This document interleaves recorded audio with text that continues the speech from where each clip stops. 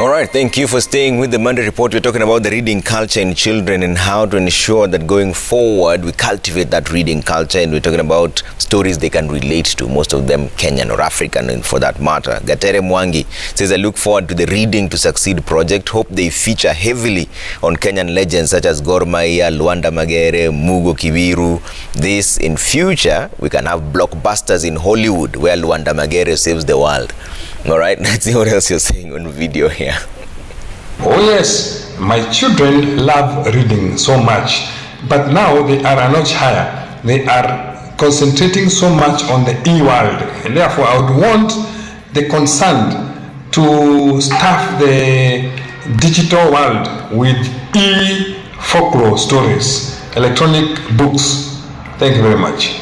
There is a famous quote that if you want to hide something from a black person, put it in a book. The truth of the matter is that very many of us are lazy readers, and children have learned a lot from us because they cannot relate to reading at a very tender age because they don't see their parents doing the same. Now, the problem that we have, in my view, is the fact that we have made these children love movies more. We have made these children love other TV programs that we have, and we have not made them go to the books and read some of the stories that we have there.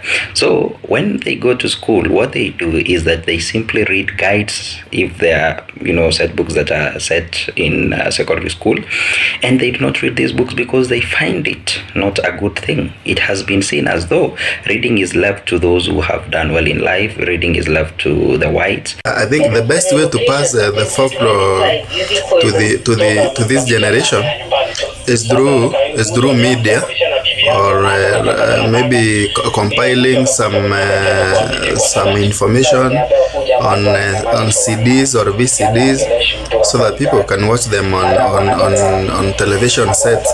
Nowadays, the technology has made the reading of books to be outdated. I want to say that the internet has interfered with the reading culture of many children. In fact, a bigger percentage of children don't read books. They only want to learn through electronic gadgets like mobile phones and computers. So to me, printing more storybooks, more books may not help. Instead, the stories are supposed to be restructured in a way that they can be accessed through electronic gadgets in the form of cartoons and animations. And in so doing, the learners will be more interested in their electronic gadgets, and they will read and get more knowledge from more stories. Kate, I'll start with you. There seems to be a push for the digital version of things. Is it time that we just decided to take it up? I think it's a 50-50 approach. Just like Nganga said, he loves the physical paper feel of a book, and there are some who love electronic media. So it depends on how a child integrates and can learn. There are children who learn very easily watching TV. There's a channel called Akili TV, which teaches children through certain programs. It's not only entertaining, but has learning facets in it. So yes, ebooks is the way to go for me. I'm an ebook lover as well. Yes, and they can download several apps on Google Play or iOS Apple Store, where they have easy access to a multitude of children's books. So it's dependable on the child. You can learn, you can see what your child wants and give them that. So it's not necessarily that they have to have ebooks. Yeah. Yeah. Nganga? If you go to Europe today, and Europe is a modern digital economy, and you go into a train or a bus, you will find people reading hard copy books. So when people here in Kenya say that reading is outdated, I think it's very important that we disabuse them of that notion. Because if we are going to create a knowledge economy, and it's very important for Kenya to create a knowledge economy, we have to encourage reading. And it's reading for both children and for adults. So the people who are saying that reading is outdated, or if you want to hide something from an African, you put it in a book, I think we need to have a conversation with them. For me, I have what is called platform agnostic. As long as someone is reading, and is reading a book or material that is going to help him to succeed in life or succeed in whatever he's doing, I have no problem with the platform. Yeah. As long as you are engaging with the written word. Okay. Lorna? I think what's key is in terms of what kind of content is in that book, because you'll notice that you will be engaged with a book whereby you appreciate the content. So I think that's a challenge out there to the authors and everyone who's writing the book in terms of what kind of content are they giving to people. And also just to look at it on the flip side, against what Nganga and Kate have said, is that when we look at, for example, I do a lot of marketing on digital nowadays. Even in terms of investments, it's beginning to shift, because when you look at Instagram, or even the reason stuff like YouTube is growing is because people engage more with video. Yeah. And visual things as opposed to reading a book. But that's a culture that is more so with the Gen Z and with now our children compared to the older generation. And I guess I agree with Kate in terms of 50-50.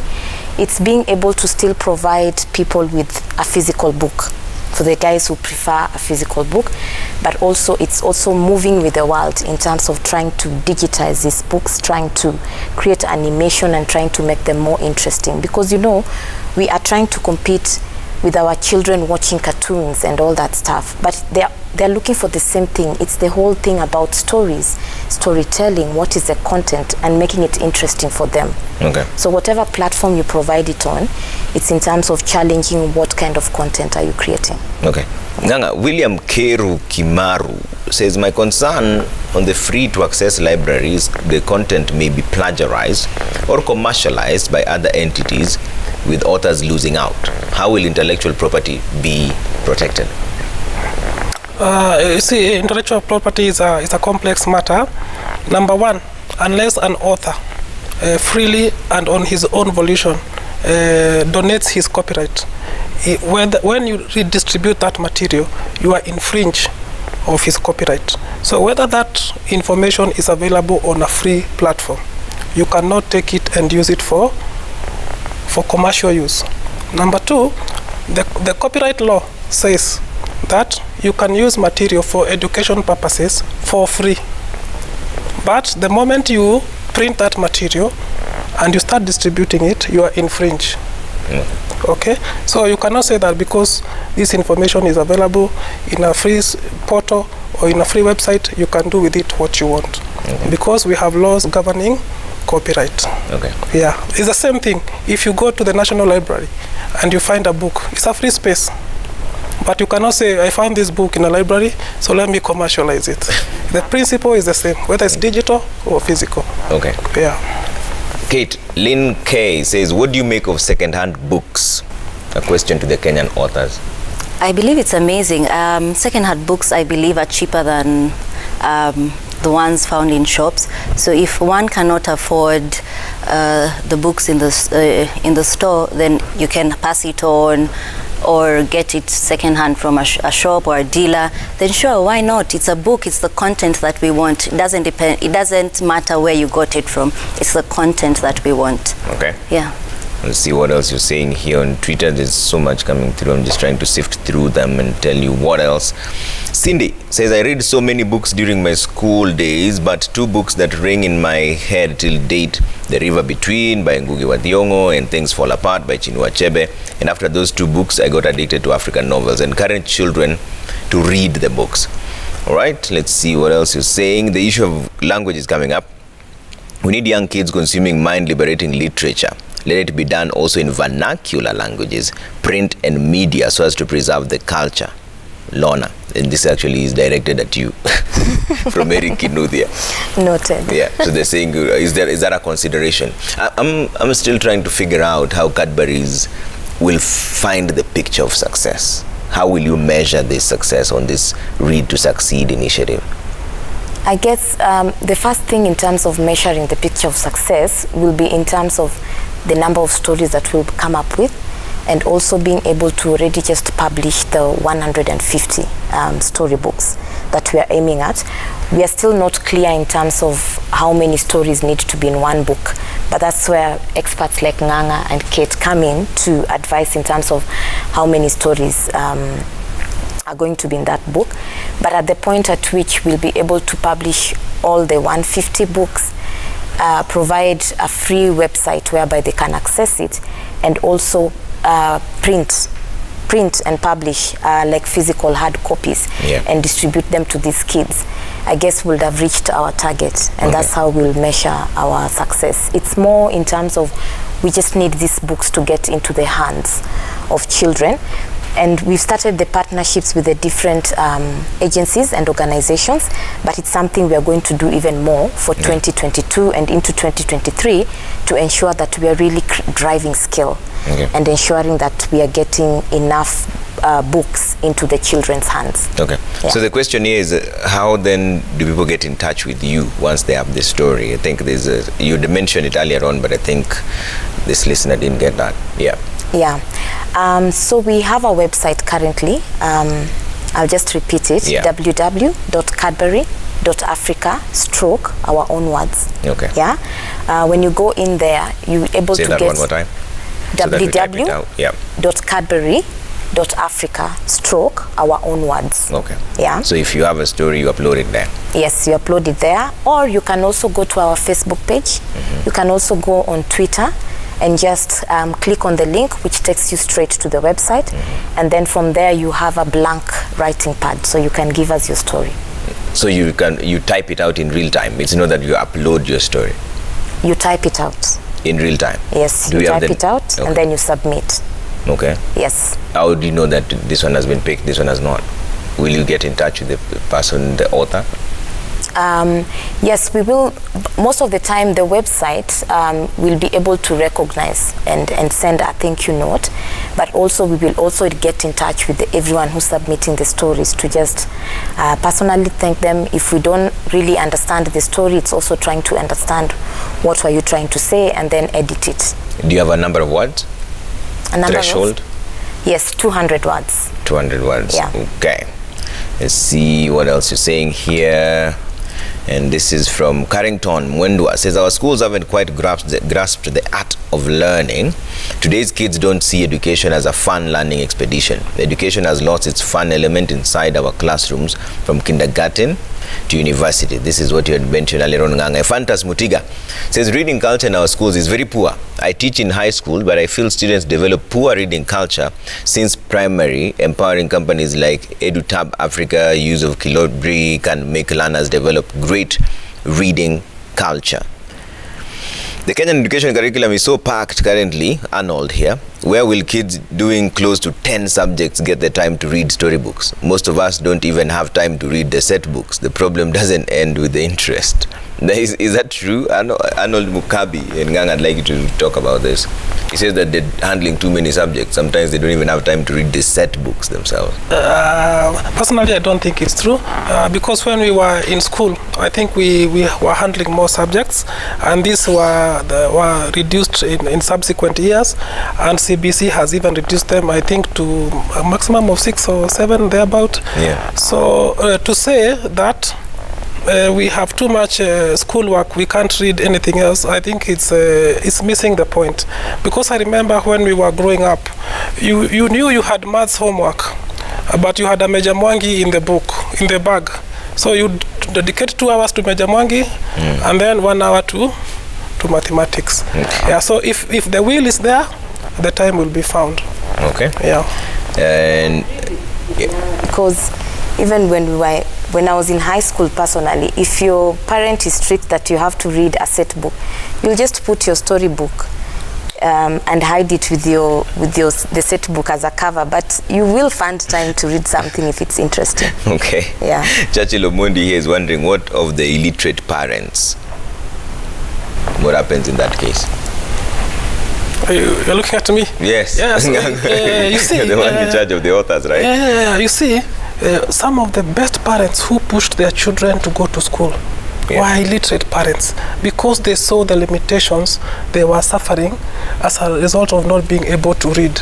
My own grandmother went to adult school, because when she used to see her children with books, she could not understand what was going on. And she was about maybe 60, 70 when she went to adult education. So parents who have poor or low literacy are some of the best in pushing their children towards education, because they know the problem of limited literacy. Okay. Yeah. So you cannot say I am an illiterate parent, I will not take my child to school, or my mother was illiterate, I did not read as much as I should have. Okay. Yeah. If you read the history of the most prominent people in Kenya, their parents were illiterate, but they went to the best schools, they studied abroad, and they came and had an impact. Okay. Yeah.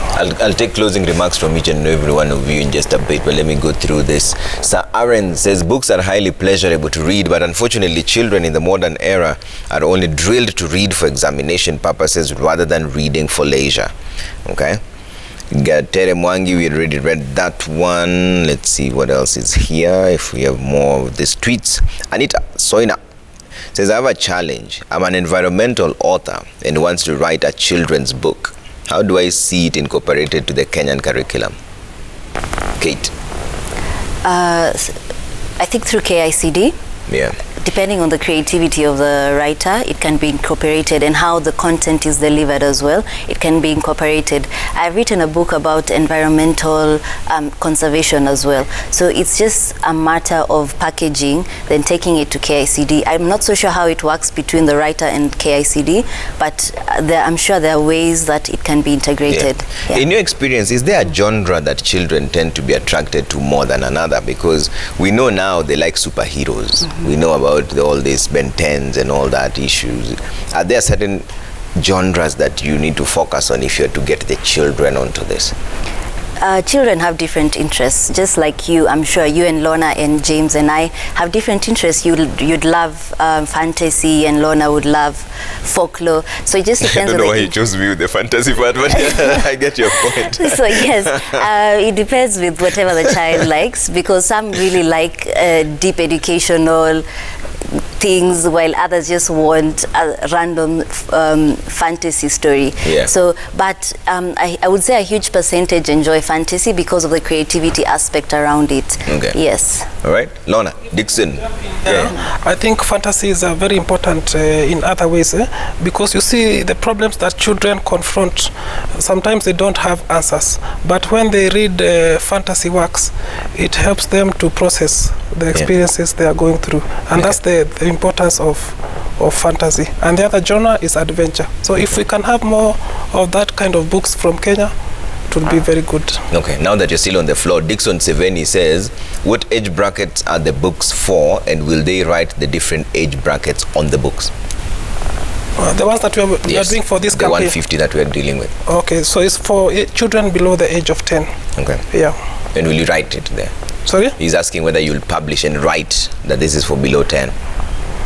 Usually every book is segmented. So if it's for children below the age of 5, so we know those are pre-primary children, so we do books that are in that range. Okay. If it's children in lower primary between class 1 and 2, we know children in this category, their pages should have no more than 3 sentences, for example. A sentence should not have more than 10 words, for example. So we know. If you go to class 4, 5, because that's where we are going to be ending, we know a page can have more than 3 paragraphs, for example. And then we will label on the cover for this age group. Okay. Yeah. Mutua Brian says, good evening, great conversation about reading, but in all honesty, let's involve the children in the entire process of writing, publishing, marketing, and review. Being a child participation practitioner, I've seen this work in real time. Masese Emunche says, by the way, we need to equally emphasize on orature. Are storytelling competitions still happening in classrooms? Are there after supper by the fire story sessions? That is a very good question, Masese. Now, I'll give you a chance for closing remarks, and I'll start with you, Kate. At the end of this whole initiative, what would you wish to see as an author. Yeah. I'd love to see a number of locally produced books in our libraries, in schools, in government institutions, in whichever space that we have.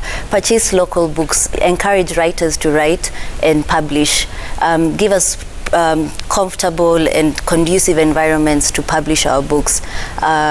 So that would increase child literacy in Kenya. Yes. All right. Nganga?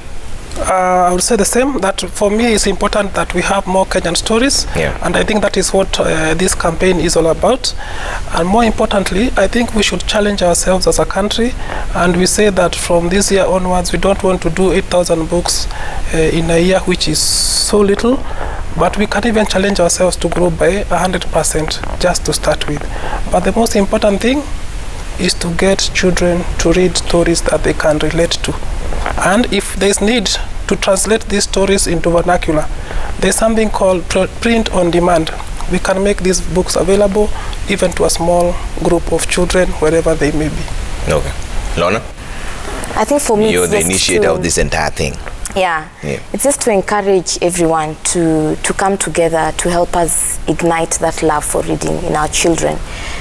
We don't want these stories to die. We want to bring them to life. We want to encourage that reading culture in our children, and to just ensure we are empowering our children to succeed in future. So it's just to encourage everyone, please come together, send us your story, call through the radio stations, read to us your story, someone will translate it into a book, and you'll help a child somewhere to succeed in life. Wait, did you say call through radio stations?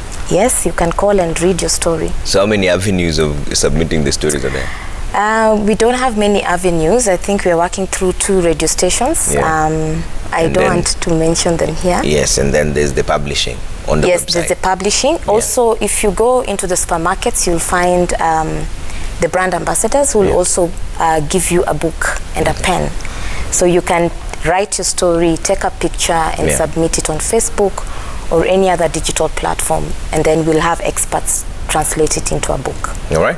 Thank you so much for making time this evening. Lorna, member category brand manager, Chocolate Growth Markets, Cadbury, Kenya. That other name you said is what? Mondelez, that one. Thank you. Nganga Mbugua, journalist and author of more than 20 books. K20, author of 15 children books. Are you planning to write more? Of course. Okay. Yes, it's my passion, so I will do it. Nganga at 20 sasa imetosha. Ama kuna zingine? That's why I'm helping others. I'm in the mentorship stage. All right. Thank you so much. And thank you so much for all the feedback that has come through. Let's make sure that this initiative succeeds, because if the younger generation succeed, we're essentially better people for it. All right. Go out there and make sure that they read, buy some books, inspire people out there. My name is Trevor Mbija. Always a pleasure having you with us. On behalf of the entire team that made this possible, good night. And have a great week ahead.